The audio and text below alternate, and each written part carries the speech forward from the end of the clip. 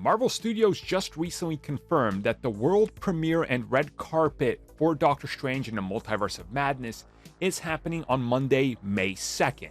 I speculated in that video that the reviews are going to be obviously coming in after that because, again, they're now screening the film to critics before it. Now we know when exactly they're going to hit, and people are really worried.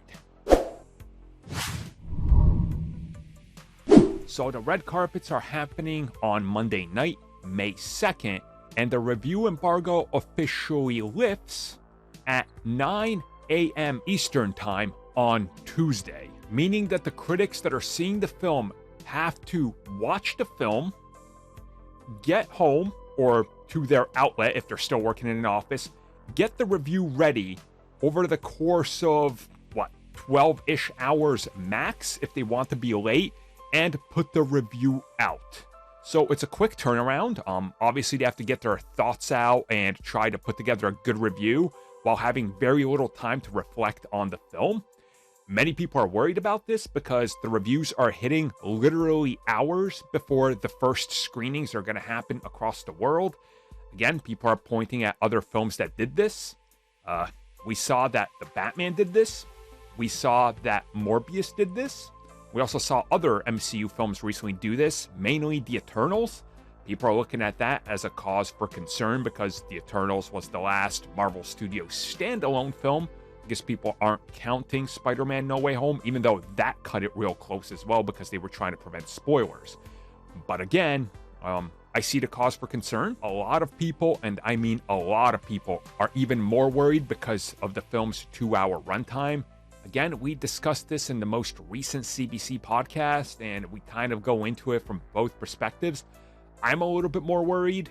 Mitch and Tristan aren't exactly as worried, but again, we just don't know. For all we know, this could be the tightest film Marvel Studios has ever put together because we just haven't seen it. Apparently, nobody's seen it because even screen tests have been kept to very small internal tests. So it's going to be interesting to see what happens. I understand many people are worried. I'm a little reluctant to be like, everything's fine as well, because again, I'm not the biggest fan of the Eternals. I've honestly had problems with many of their films over the course of the last 5 years, more so than the early ones.